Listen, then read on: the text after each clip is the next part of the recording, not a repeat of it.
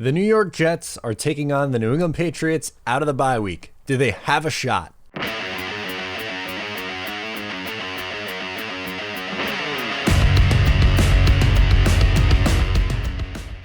Hey, what's going on? I'm Matt O'Leary, back with another video. Today we'll be talking about the Jets going up against the New England Patriots on the road in New England. But before we get started today, I just want to mention that you can follow me on social media at Matt O'Leary NY.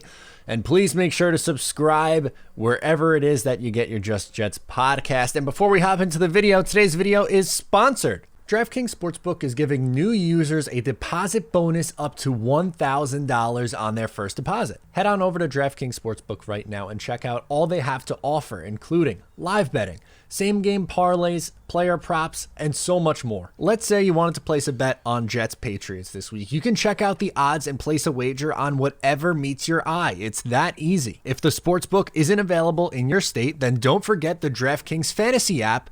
They are offering millions of dollars in total prizes every week. Gambling problem? Call 1-800-GAMBLER. Must be 21 years or older for entertainment purposes only. Deposit bonus requires 25 times playthrough. Deposit bonus only available to new users. Deposit bonus paid out in the form of site credits. No results guaranteed. Void where prohibited. Eligibility restrictions apply. See DraftKings.com/sportsbook for full details. All right, so now we got the housekeeping out of the way. Let's hop right into the video. So the New York Jets sit at 1-4 out of the bye. Patriots 2-4, but this game has a little bit of juice to it. Why? Well, second place. Yes, second place is on the line. The Jets could be 2-5, or 2-4, excuse me, and the Patriots could be 2-5. And the Jets would be in second place with that record. It's yeah, it still counts for something, right? So there's a little bit to play for in this one. Offensively, here's how they rank. Jets at 32, Patriots at 22. Defense, both defenses have been really good. Jets 8th, Patriots 12th. So this game's biggest story is Mac Jones versus Zach Wilson. The two of them going up against each other as rookies from the same draft class. Here's how they compare. Zach Wilson, 57.3 completion percentage, 4 touchdowns, 9 interceptions, 223.4 yards per game, 62.9 rating. Mac Jones, 71, 1 completion, 7 touchdowns, 6 picks, 245, 3, and an 89.6 rating there. So yes, Mac Jones has been better on paper. We could do this whole conversation if you want, but I'm going to hold off on that again. But right now they are looking like the better team in the New England Patriots. I know their record isn't great, but they have been in these games. They're competitive. They do just enough on offense, which is why they are, 22 right now in the league. So the biggest thing was last time these two teams played, Zach Wilson took them out of this game. The Jets played a pretty good game other than that, but the 4 interceptions is what cost them. It was over before it started. And I know early in the game there was that missed opportunity on the fumble that wasn't a fumble. But when your first 2 passes of the day are picks, more often than not, you are not going to have a chance to win that day. And the Jets hung around for a while, and the defense played really, really good, except a couple of lapses at times when they were tired and on the field. They were on the field pretty much the entirety of the first quarter, but still kept it, a game through the first half. And yeah, it got a little ugly in the third. But beyond that, it was just, that was the biggest thing from that game. From the New England game, the first go round, it was, wow, Bill Belichick really got to Zach Wilson. So he's going to have to adjust, and we'll see. Out of the bye, he's had 2 weeks to study this film. It's not easy. Bill Belichick is 13-0 at home against rookie quarterbacks.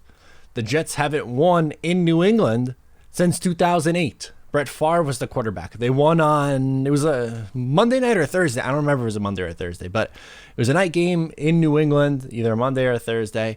Brett Favre and the New York Jets won. It was one of their last big wins of the season that year. Another thing to note from the first matchup was that was the only game the Jets had any success running the football. They ran for 152 yards against the Pats. The week since that, or just, not necessarily since, but including the other weeks, 45, 43, 66, 64. So they had 4 weeks where they've done essentially nothing on the ground, and 1 week where they went for $150. I'll take that. Can they replicate? I would like to see more of Michael Carter I think that he's kind of established himself as the one with the highest the ceilings.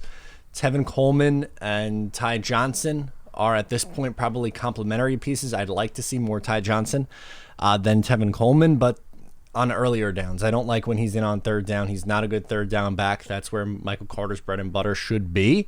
So if you're going to use Ty, all right, use him on earlier downs. And someone else I would like to get more involved, Elijah Moore. Coming out of the bye week, what did you do to get him more involved in the offensive game plan? When you look at what he's done in the first 5 weeks of the season before the bye week, not a whole lot. There's a ton going on in training camp. He looked like he was going to be this next big thing. Gets hurt. No preseason games. His best game was probably against New England, where he flashed a little bit. They used him probably the most in that game, but not nearly enough. And what I would do if I'm LaFleur is move him around a little bit. And I'd like to see the Jets play with some tempo. I think that's not too much to ask for in this game. But I think the biggest thing is what changes have they made after the bye? From Zach Wilson, from Robert Saleh, Ulbrich, LaFleur. They've had 2 weeks now.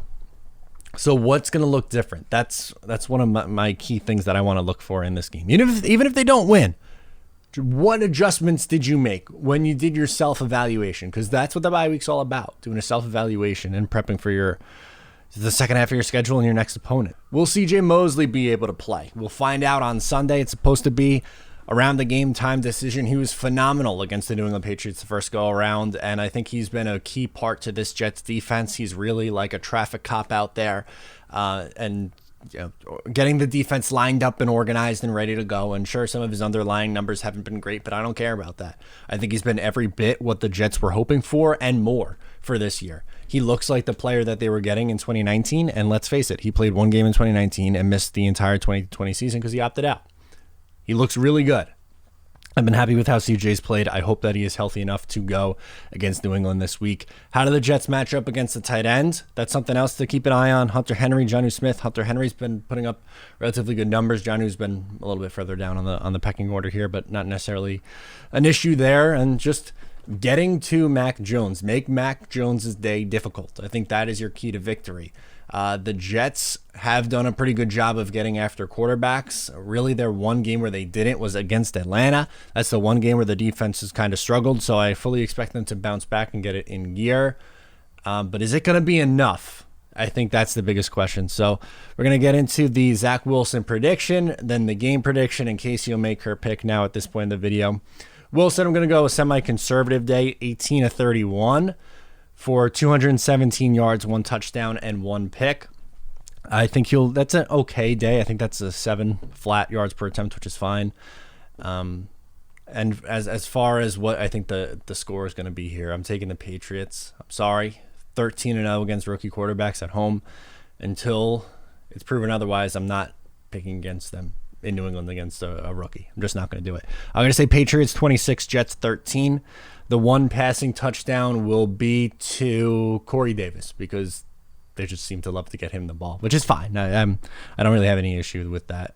So I am taking the Patriots -7.5 in this one, or -7, depending on where you get it. I got it at 7.5. 1-3-1 against the spread. Casey's 2-2-1 against the spread. Let's see who she likes. She's on the Jets, +7.5. We'll see who covers. You guys let me know in the comments down below.